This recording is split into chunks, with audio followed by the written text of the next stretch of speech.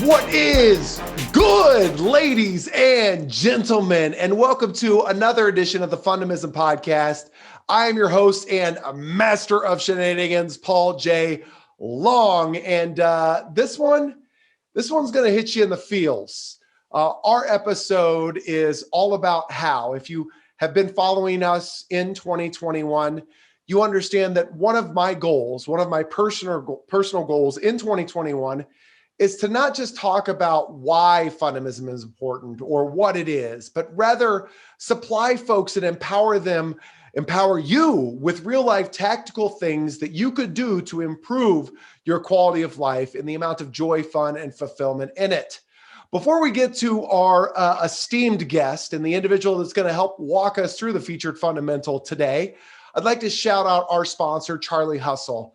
Charlie Hustle is doing some amazing things. 'Tis the season, the busiest season for Charlie Hustle. Why? Because they have the best Chiefs threads that you could ever desire. And it's a big week. It's a big couple of weeks for us in the Kansas City community. So if you're a Chiefs fan and you want to find something that you're proud of that can express your love and passion for our previous and future Super Bowl champs, then go to charliehustle.com to learn more. So without further ado, our featured fundamental of the day, of the week, is one that I am certain everybody listening or tuning in can relate to. Our featured fundamental: ask for help. In a society right now that is hyper-focused and sensitive to the things that aren't working, sometimes we fail to see all that is.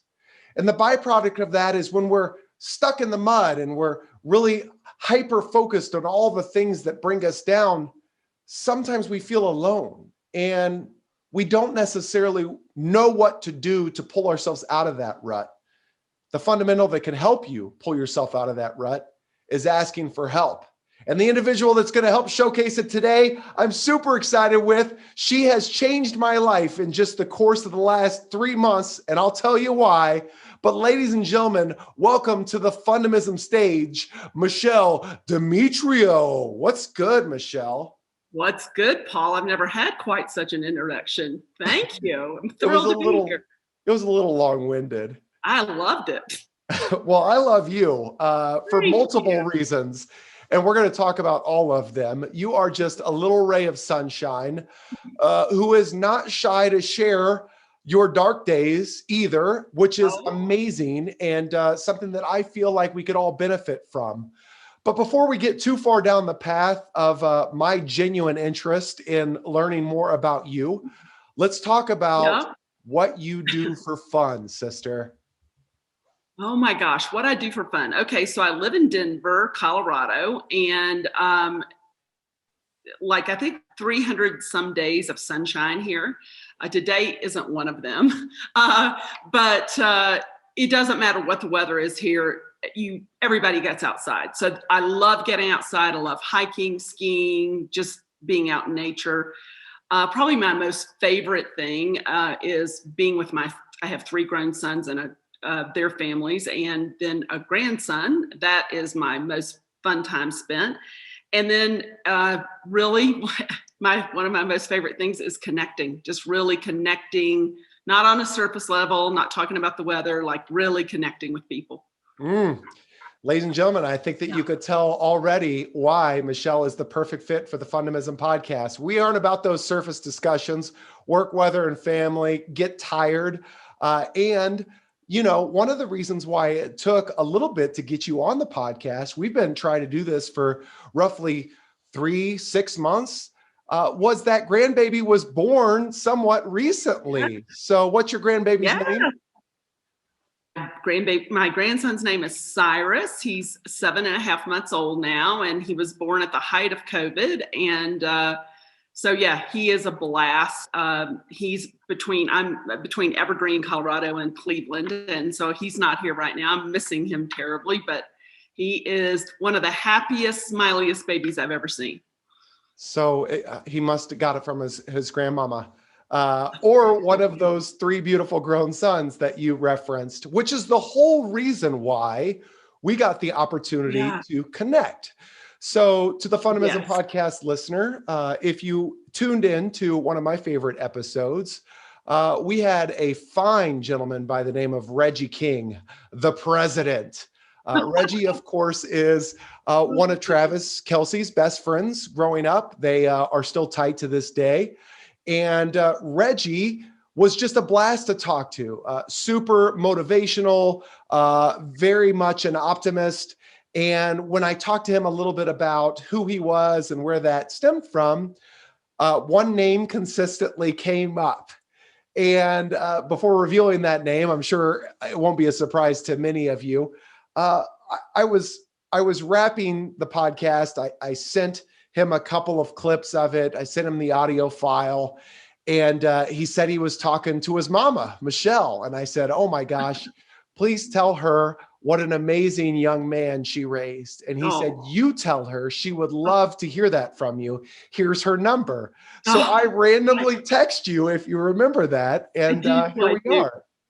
Yeah, no, I love that podcast. He was very complimentary. I appreciated it. Well, so obviously, one of your amazing traits is your humility, and you understand that you have a lot of amazingness in you, and you bestow that light or amazing spirit upon others, not just personally, but in your job. Obviously you are a mental coach, and we're going to talk through your process, what that looks like, and how you help clients get to a place where they focus more on what's working as opposed to what's not. Right. But before we do so, let's dive in a little bit of background on you. You have that beautiful Southern draw, and that just connects us to you. Where are you from? Right.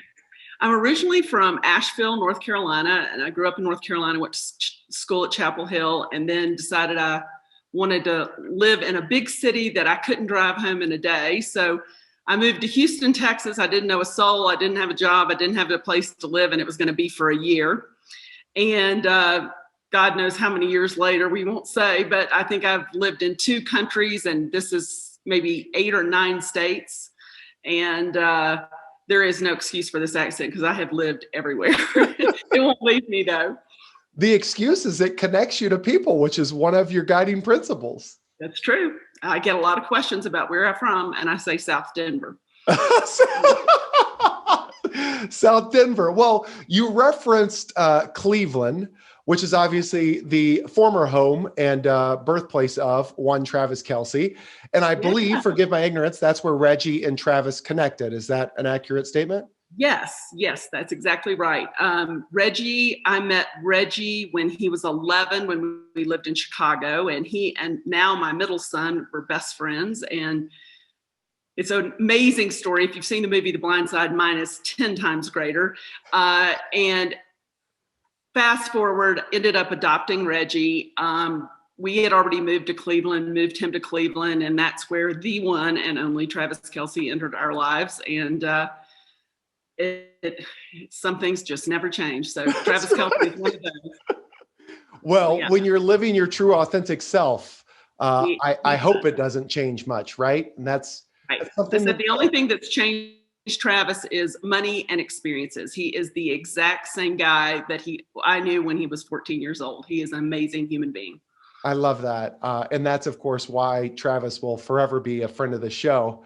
However, this isn't about Travis. You mentioned that The Blind Side times 10 is a similar story of you and Reggie. So give us the highlights. So how did Reggie enter your life? Obviously, he was best friends with your son, but walk us through the mindset, Ms. Mindset Coach, of finding a true connection with Reggie and taking him in as your own. Well, I think you having met and then interviewed Reggie, you know that he is a personality almost like no other. Yes. He is a force of nature, and he could walk into a room of 100 people, and by the time he left, he literally would have everybody's phone numbers. He would have made a connection with every single soul in the room. And, met him at a basketball tournament. He came home and spent the night with us, with a couple of other kids. And my boys are a total of 16 months apart. So I always had a house full of boys. And I remember this particular day, he had been with me for 2 weeks, and my middle son, Alexander, said, Reggie and I want to have a meeting with you. And I was like, oh, you can check my watch. I can meet right now. And so he said, Reggie and I want you to adopt Reggie. And when you say mindset, I have to really say that those were, when they said that, immediately, it was my mind to all the other boys that were kind of staying in my house over long periods of times, my own sons, of course. And I would have done anything for those other boys. And I did do a lot for them, but I would have never considered having adopted them. And when Alex said that, we'd like for you to adopt Reggie, it was almost not my words. I said, oh, I could do that. And so fast forward, trying to work with his caseworker and so forth. And it was just he had a lousy caseworker. I'll just call it what it is. And so he spent as much time with us as he could. I got him on the weekends whenever I could, not to share a ton of, but he was in group homes. It was, he was from the other side of the tracks. And so anyway, we were transferred to Cleveland, and it was the summer before his freshman year in high school. And he called me doing the ugly cry and said, it was at midnight. He knows this story. And I said, he said, if you don't adopt me, nothing good is going to happen. And I said, well, you gave me some stipulations. You told me that, your caseworker wouldn't work with me. He said, I'll take care of those other things, and I will talk to my caseworker. And I have a new caseworker. And so it was just fast forward, and we got him on August 23rd, 2004. And he had been in our lives already for 3 years. So honestly, one of the lights of my life. And he's just, I'm his biggest fan. He's my biggest fan. I just couldn't ask for a better situation. And it's like when people talk to me about adoption, I'm like, oh gosh, I'm the wrong person to ask. But I kind of hit I hit the lottery. So yeah, sure. That's a quick story on Reggie. Well, it's a magnificent story, and I think it's a perfect jumping off point for our featured fundamental of this week's episode, which is ask for help. Okay. And interestingly enough, I heard it twice in that story. The time where your middle son, Alexander, and Reggie came to you and said, we want you to adopt Reggie. And the time when he called you a year later with the ugly cry saying, I need your help. And that's difficult for a lot of people, Michele, as you very well know, and you've worked with individuals like that for years. So first of all, what do you think that it takes for an individual to identify and recognize and then be willing to ask for help? Like what is it that creates that layer of what do I want to say, where you remove the reluctancy and you're comfortable just asking for help? How do you get there? I think it's very brave. I think a lot of times it's when people have hit rock bottom in my business. That's what I see a lot. It's like what I would love is for my clients to come to me when life is going great and we can lay out a framework for them to work on. And then when we hit those rough spots or those really low times, we've got that framework in place. But what we typically see, very human, our human brains, what our human brains teach us to do is, I've got this, muscle through, power through, I've got this, until they don't see a way that they can do it on their own anymore. And it is so brave and so vulnerable to say, I can't do this on my own. I need your help. What I can appreciate about that is I've experienced that, as many of our listeners have. Most recently, or as recent as a month ago, enter you, which we'll talk about a little bit more. But one of my favorite quotes is, ego is hell of a drug.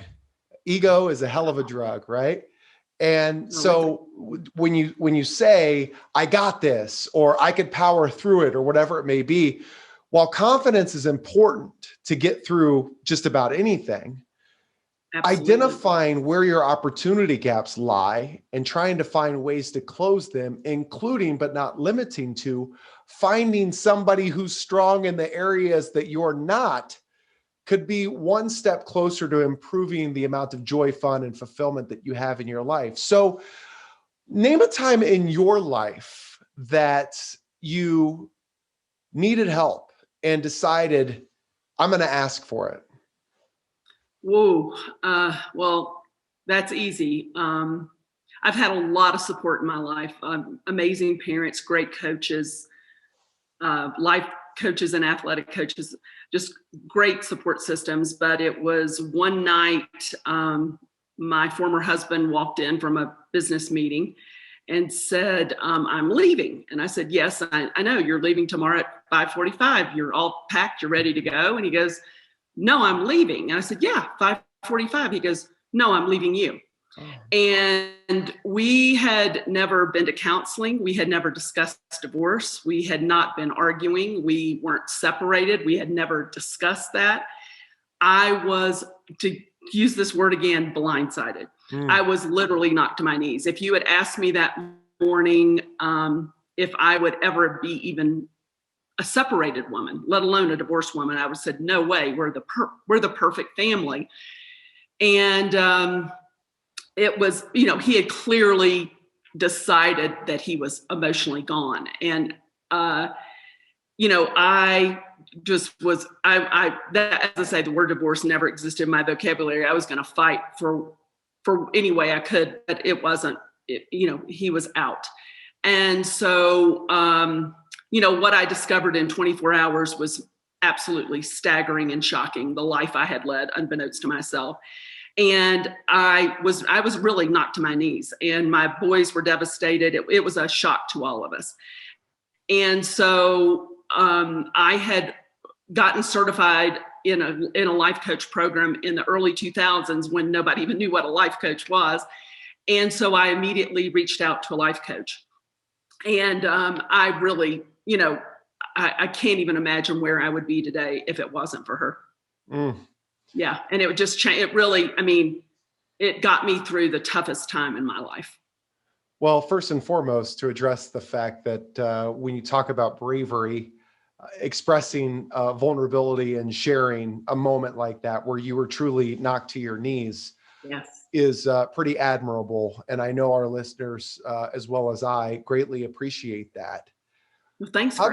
Well, listen, a lot of folks, we have that stuff that happens to us. And what I find, and I don't want to speak for you, I'd love your feedback or your experience, but it seems like right now, more than ever, we're living in a society where everybody's like comparing each other, comparing plight, comparing successes, comparing how bad somebody's got it or whatever it may be.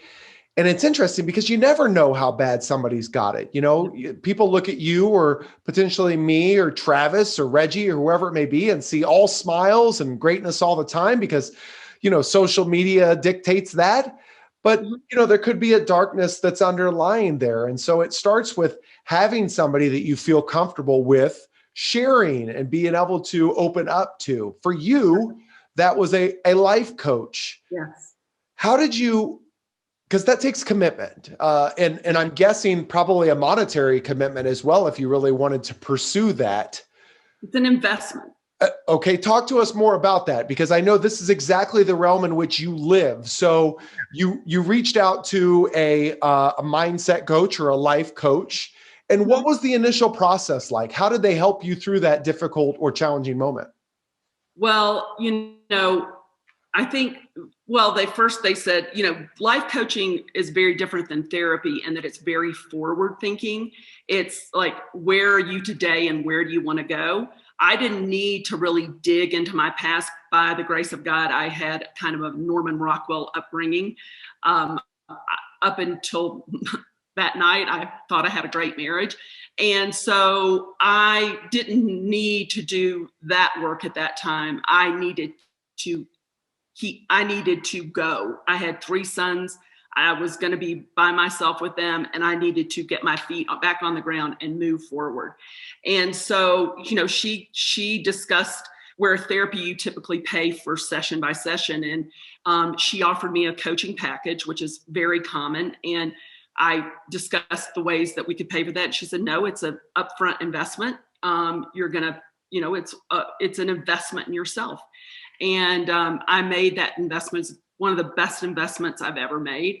And she just, she was a soft place to land, but at the same time held me super accountable. And didn't, just was there when I needed someone that wasn't emotionally involved with me in this death, terrible time. That wasn't, in the weeds with me, in the pool, we call it. If you're in the pool with somebody that's drowning, you can't throw them the noodle or the life rope. And she was definitely not in the pool with me. So just, was a soft place to land, but really held me accountable and made me do the hard work. So you and I have a very similar philosophy in transferring skill or helping empower others. Mm-hmm. And based on my short experience and friendship with you, which is only going to blossom in time, you believe wholeheartedly in the power of self-discovery, and specifically not telling people what to do or expressing your thoughts or opinions often without getting some semblance of identifying where they are or allowing them to talk through their own mindset. Mm-hmm. So knowing that, having that as the foundation, what advice would you give to somebody that is in a moment, in a troublesome time in life, at a crossroads where they need help and they're reluctant to ask for it? What advice would you give somebody to take that next step, whatever it looks like, in asking for help? Well, I often use this example. I mean, I know when somebody asks me for help, and I'm not speaking to life coaching, but I used to say to my sons, I had a couple of sons that were really involved in basketball. And I said, if a little kid came up to you and said, hey, could you help me with my free throw shot? That would make you feel so good. You would drop everything. You would help that little kid. And you would feel so great about yourself. You would feel, and that's what I see is it's like, I just want people to know that when you're uncomfortable, the good stuff is on the other side of that. Your dreams are on the other side of your discomfort. And just being brave enough to ask and finding someone that will hold that space for you and be there for you and focus on you is just, it's the greatest gift you can give yourself, is having the courage to ask for help. Fundamism Podcast listener, I hope that you're feeling the energy and the power behind Michele's words. We know that it's uncomfortable. And to Michele's point, like the true moments of growth, not to be cliche, they come from discomfort. It's uncomfortable because it's something that you haven't done before, or it's something that you think about often, but aren't sure to get past or how to get past.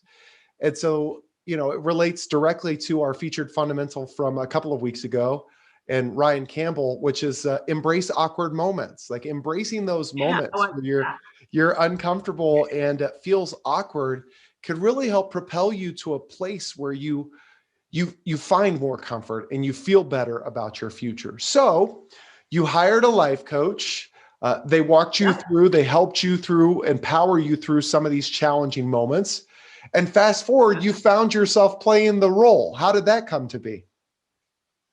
It's crazy. I think with all these boys in my house, I mean, when I tell you my house was filled with boys all the time, epic filled.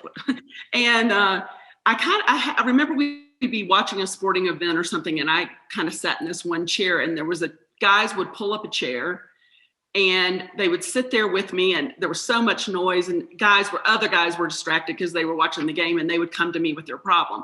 And I know this is an odd visual, but it worked for me. I literally felt like I was sitting there with a treasure chest in my lap, and the lid was open, and these guys are pouring into me. And I mean, I'm telling you, this is before I was practicing life coach. So this was crazy that these high school kids are just spilling their guts to me. And it was like, they would tell me, I would put it in the treasure chest, close the lid, and it was sacred. It was between the two of us. And oftentimes I remember like a guy, would you please hurry up? I need to talk to her. So it was just kind of this revolving chair. That was really a blast. That's when I knew there was something there. And then once my kids, were out of the house and I had some time to focus on myself and decide really what I wanted to do after a while, I got in another certification program and just like, this is just what I love to do. I don't do drugs or anything, but I always say when I get off the calls with my clients, I said, if this is what a feeling high feels like, I get it. It's a natural high for me. It's literally a high. Well, and that brings us to a conversation that you and I had via text message last Thursday night. And okay. it was right along those lines. Like you said, I never really had any vices or many vices, but now that's not true. Well, drug. You've never done drugs. Okay, fair enough. Drugs, very specific vices. How about that? Yeah. But you talked about that comfort, that feeling, that sense of euphoria that you receive when people let their guard down and they feel comfortable sharing with you. Yes. And what I went on to say is, of course, so I get the opportunity and feel blessed to be able to see that and feel that as well in my role. Mm-hmm. I envy you a little bit in that you get to do it more in a one-on-one level and get to see the fruits of your labor, right? You get to work with somebody, you establish a plan for success, a strategy to move forward. Mm-hmm. And then you meet with them consistently to check in and see how things are going. Whereas I typically see that light bulb moment in the 1 hour time that we spend with one another in a keynote, and then wonder, 3 weeks later, did somebody do anything different as a result?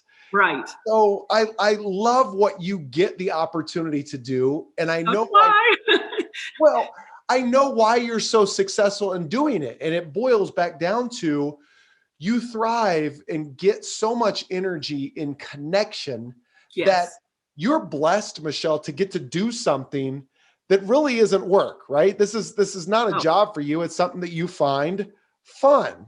It is so fun. You know what? That should have been my first answer when you asked me what I love. One of my first answers is I love my work. I have so much fun in my work. Well, it shines through in every interaction that we have, right?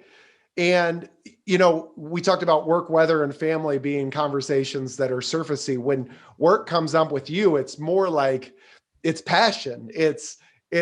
I'm actually growing as a result of our discussion about work. And that's why, and you know this because there's more to the story in terms of how you've connected me to individuals like yourself that have helped me strategically. So before we get to that, you have a really unique niche, if you will, in the mindset coaching that you do. Who's your target audience or client? My target audience is professional athletes, and my tagline is helping professional athletes create lives that feel as good as they look. Because you look at their lives and you see these young, 99% of my clients are men. So, they've got the money, they've got the cars, they've got the trips, they're spending bucks at the clubs, they've got the clothes, they've got the jewelry, whatever. And it looks amazing. And they've earned it. They're the top 1% in their field. And they've worked their tails off to be there, but they're human beings. And, I remember a guy in the front office of one of the teams said, these guys have known for a while that they're going to be drafted. And they think once they walk that stage that, like, man, I made it. I'm here. And that's just when it starts like, oh my God, yeah, I made it. Oh my God, I'm here. Oh, now what? Kind of thing. And they've got all the trappings, but they spend a lot of money on things, but they haven't really invested in them. Or a shot doctor or a sports psychologist, but they haven't really done a lot of work on their minds. That seems like it'd be somewhat challenging to get into that space and earn the trust of individuals that consistently have folks that come to them that are in need, right? Or express a desire to get connected, but ultimately have some self-serving reason, as you very well know, and I'm sure you talk about a lot with your clients. I want to get into that because that is something that just fascinates me. But just to reiterate something that you said that I find to be just absolutely phenomenal, helping athletes create lives that feel as good as they look. Mm-hmm. That is just artistry. And what a great mission statement or tagline, if you will, that doesn't just relate to celebrities or athletes. Like if we think about this era of social media and what everybody puts out there to say, I got it, or my TikTok videos are always me dancing and feeling good. And we hold these people up in this significant light when in reality, you have no idea how good it is outside of what you see. So how did you get into this business? How did you start finding clients that were willing to be vulnerable with you and trust that you didn't have an ulterior motive? Well, I had a couple of professional athletes in my life that I knew as kids, but they weren't, now they're professional athletes, and they were like, man, you've been doing this forever. It's about time you got paid for it.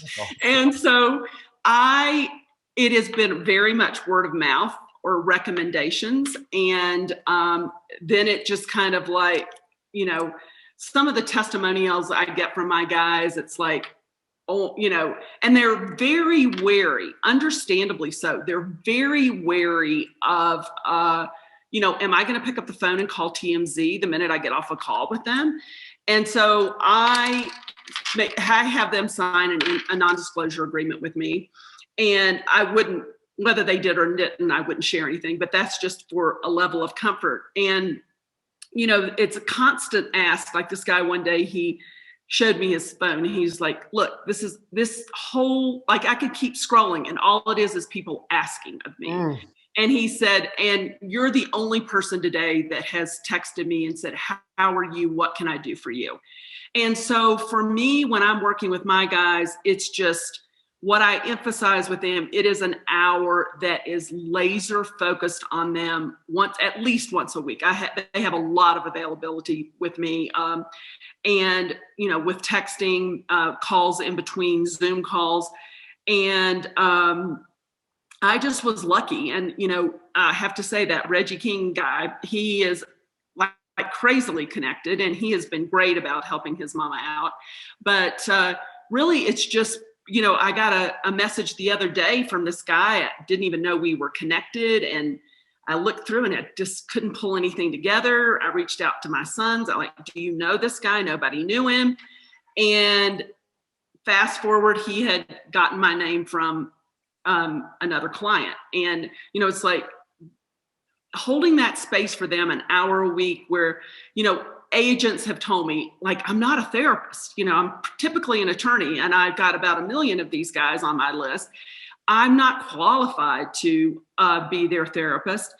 The leagues, and I'm thrilled they're doing this, are, providing mental health professionals, but a lot of guys have trust issues with that. Is that going to go, is the coach going to find out, or, when it comes up time for a trade, or, is information going to get out?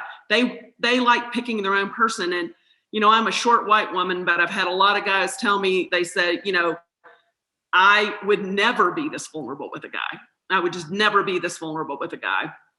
And it's when you mentioned it earlier, Paul, when you see them, like you build this, I guarantee them confidentiality, and I hope that we gain trust. And when you see that trust happen, it's like you watch just the floor drop out in a good way. And It's just like you see them sink in, and it's like, then it just opens up and blossoms, and we get to the good stuff. Well, and that was part of our text exchange that we had. I'm glad I didn't read that.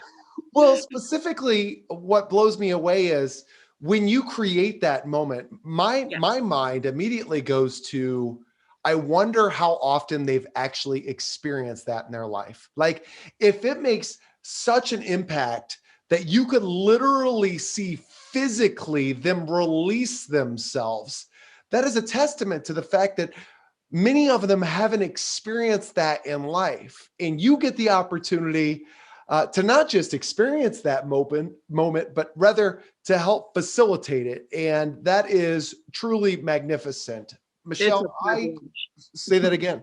It's a privilege. It is a privilege. It's not a job. You found something that you're passionate about and you're freaking great at it as a result. Thanks. Well, one of the things that I've got the opportunity to do with having this Fundamism platform is interview a lot of amazing folks, right? From all different walks of life.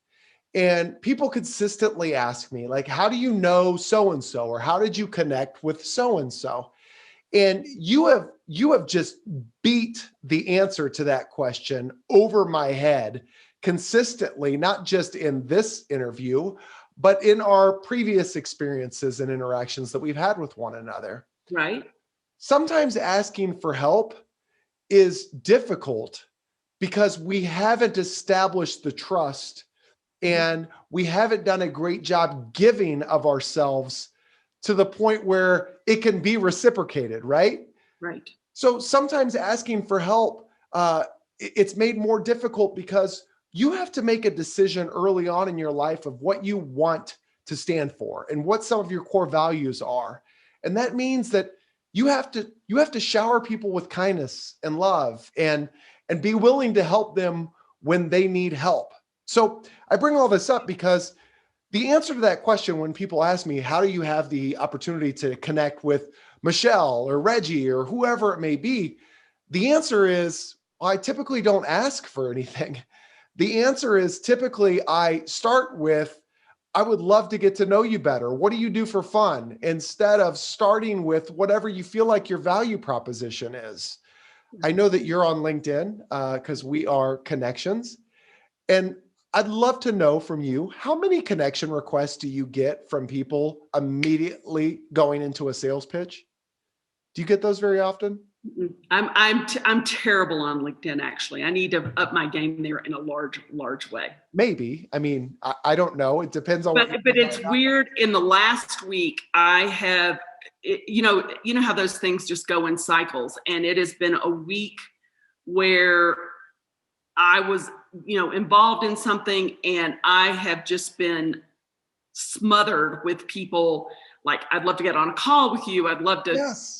It's been crazy. I bet there have been 10 people, and then seemingly there's no connection. And then as you dive deeper, inevitably there's an interconnection, Sure. So it's absolutely insane.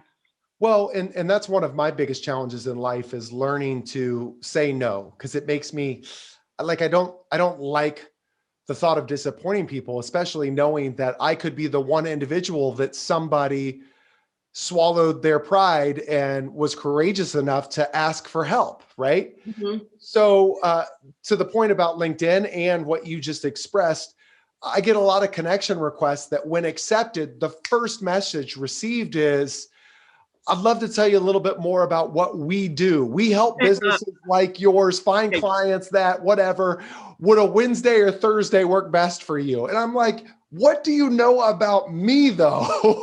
Well, I kind of missed the point, I think, on your last question, because that, ironically, in this last week and a half, when I've had just been bombarded with new people coming out of the wood in a great way, I've also had those Slimers that have just, and it was like, can I connect you with so-and-so? I was like, can so-and-so connect me with themselves?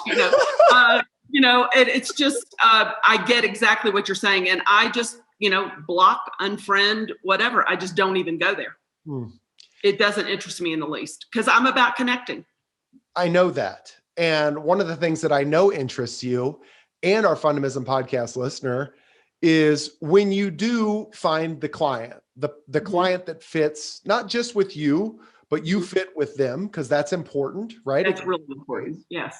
What's your process in working with somebody? What do you do start to finish to kind of establish this trust and work through to the point where they feel comfortable asking you for help on a continuous basis? Well, I think it's really odd because, as I said, the bulk of my clients are men, and I think we, think of men as not being as vulnerable, not letting their guard down. And I find that very quickly, these guys, I think they do know that they can trust me for some reason. I don't know what that something is, that intangible, but they just, and honestly, it's like, I just tell them, I have no judgments. I'm not your judge. I'm not your jury. I'm not here to tell you how to live morally live your life. I'm just here to hear you. I'm just here to hold space for you. And then when I hear you, maybe, it's like if you're working on your shot, you might know, oh man, he needs more arc on the ball, whatever, but you're not seeing your shot. Your coach or the person that's working with you on your shot, they're actually seeing your shot. Then you can see yourself on film. I'm that guy. I'm the person that listening to you, watching you, seeing you, and figuring out why you're not getting the results you want in your life. And I'm outside of you. I mean, I get coached every week myself. And I'm like, you'd think I'd never been coached, but I'm inside of me. I can't see my own brain or my own mind. And so it's when that person lets down and lets go and shares, and gets it. The quicker we get in, the quicker we can make a difference, And, there's some people that it takes a few sessions, but typically I work on anywhere from 1 to 6 month packages. And I mean, 4 to 6 month packages. I really prefer the 6 month packages. I feel like that's where we get the most traction. And then by that time, we've kind of identified the things, started working on them, and I feel like I can release them and into the world, and they have the actual tools. So it's just lots of things, identifying, we identify what they want to work on, and then just develop it's very organic plan that's specifically designed for them. And it's those pain points, have a lot of guys that, want to be a good partner, want to be a good son, want to be a good father, and maybe they don't have the model for that. And we work on that. We work on a lot of future self work, like who is the man that you can show up now as, you can start showing up now as the future self that you're going to become. Right. And so it's just evolutionary and revolutionary. Just the work is, it's just mind-boggling. And I have amazing clients that, they trust, they get vulnerable, they get brave, they get so uncomfortable. I usually in my calls with, I hope you have a really uncomfortable week. And that's about the most loving thing I could say to them, because I know that if they're uncomfortable, they are out there doing great things in their lives. Well, you've made me uncomfortable in life, which... Tell me about that. Well, it's been amazing. But before I tell you about it, as you so graciously asked, I'm just writing down tagline after tagline here. I'm here to hold space for you. I love that. Mm-hmm. And in your process, one of the things that you demonstrated, but didn't specifically call out as something that you are fantastic at, and that's asking questions. So sometimes to listen, which is what you really set yourself apart in, is the ability to listen. Mm-hmm. It starts with creating an environment where people could share. And that means that sometimes you have to ask questions like the one that you demonstrated. If you could be the ideal future self or the ideal husband or father or whatever it may be, what would that look like to you? Mm-hmm. Why is that important? What value would that serve to others? And by doing that, what you're allowing for is, again, not expressing your opinion, but for others to identify through the power of self-discovery what it looks like, why it's important, and get them to buy in themselves. Because that's everything. At the end of the day, that's what is created by. When you wrap your session and you say, I hope you have an uncomfortable week, it's not you telling them to do everything that you came up with, but rather reinforcing all the things that they said they wanted to do because you asked them a question that allowed them to self-discover it. Am I right? Exactly. It's all about them. It's not, I don't unless asked specifically for advice, I don't give advice. They answer their own questions, and in being uncomfortable, that's one of the best places to do that. Well, as we start to wrap up our time together, we met. Obviously, you expressed my timeline was a little bit off. That was time runs all together in this pandemic. 7 months ago, in which you had your grandson. So we met probably 10 months ago, if not longer. And about, I want to say 3 months ago, you said, let's hop on a Zoom call and connect and see what's going on. And like you do so well, you got me to just vomit all over you with all this stuff that's going on in my life and where my opportunity gaps lie and what I would like to do more of. And you said, you know who I think you should talk to? My friend Susan. So Susan Trumpler, of course, is a mindset coach as well. She's actually a business coach, right? Very, very much on strategy. And I went into this meeting, Michele, and you don't really have much background on what happened as a result of your introduction. So I went into this meeting just with the expectation of meeting somebody. I don't even think you introduced her as a business coach. You said that she is in alignment with a company that you've worked with before or something you think highly of her, and she might be an individual that I should get to know. Yeah, just connect with her. Just connection, right? Connections. There we go. Full circle. So we have an hour-long phone call, and I mean, just butterflies. Like when we talk about asking for help, I want you as the Fundamism Podcast listener to know that I have been very much successful on accident. There are things that I have done deliberately, and the things that I have done deliberately have helped grow my business. And I will share with anybody that will listen that I believe that the thing that I do most deliberately that has attributed most of my success to is invested personally in meaningful relationships.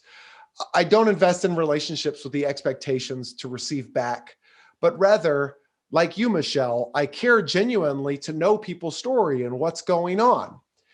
A byproduct of that, though, is when you're constantly showing a genuine interest in others, oftentimes you don't necessarily let the walls down to see or to reveal your own true self, right? Right. And so I've been somewhat successful in the speaking realm, but I haven't been as successful moving this Fundamism brand forward. Right. Enter this relationship that you created through Susan. I, in January, signed up for a 6-month package. And I mean, as I sit here before you today, Michele, I'm looking at the Fundamism core values, the Fundamism mission statement, our 3 revenue streams, and the money mountain and how we're going to do it, the learning objectives and course titles for the new fundamental series that we're doing. And all of this happened in the last month and 2 weeks. Yeah. And all it took was somebody like you revealing for me the opportunity that I had to ask for help, and then me finally deciding I need to do it. So from the bottom of my heart, I'd like to say thank you for making me feel more comfortable and identifying that I need a coach and being willing to ask for one. Oh gosh, I'm so glad to hear that. She's wonderful, and I'm glad there's an alignment there. And because you have so much, and as I told you when we talked, there's so much there, and I just can't wait to see it driven home. Well, I put a social media post out there about 3 or 4 weeks ago, and it said something to the extent of, if you've enjoyed the Fundamism journey to date, just imagine what it's going to look like when I put a little strategy behind my sales. That's awesome. I love it. I can't wait, Paul. Well, listen, you don't have to wait because you're in the passenger seat right with me, riding in this thing together. So I greatly appreciate your support and confidence. And, you know, from the moment that we connected, you've expressed a desire in helping me in whatever way, but more importantly, an interest in what I'm doing and me personally. And that goes a long way. So thank you. I'm truly interested, and I'm so glad it's going well. Michele Demetriou Coaching is the business name.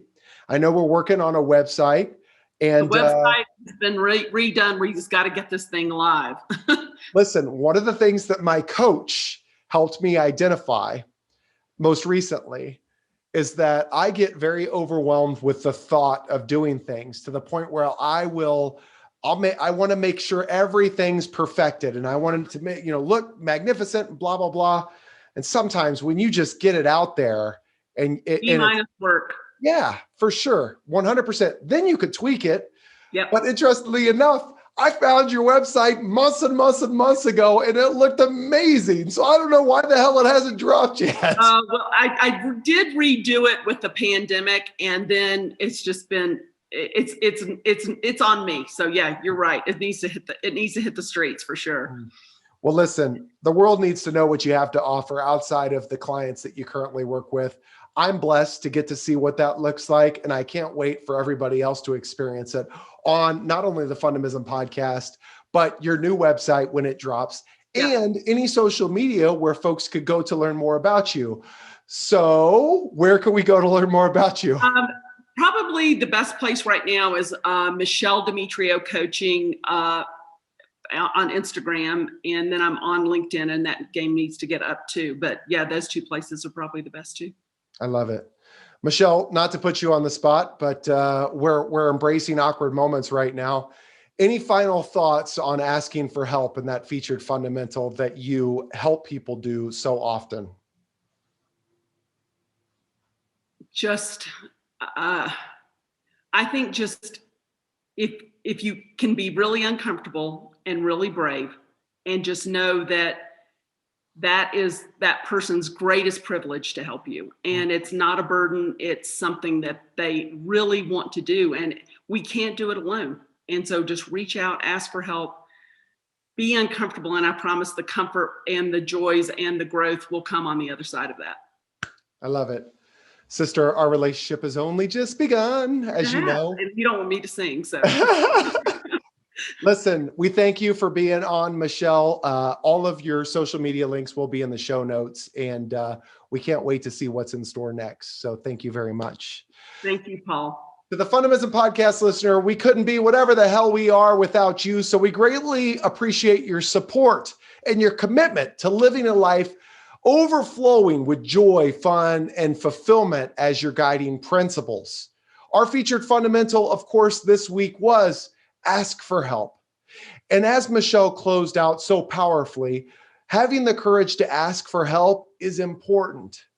But one thing that you can't take for granted is once you ask for help and somebody supplies it to you, what is your level of commitment to changing your experience? It's one thing to ask for help. It's another thing to take that help and actually change accordingly.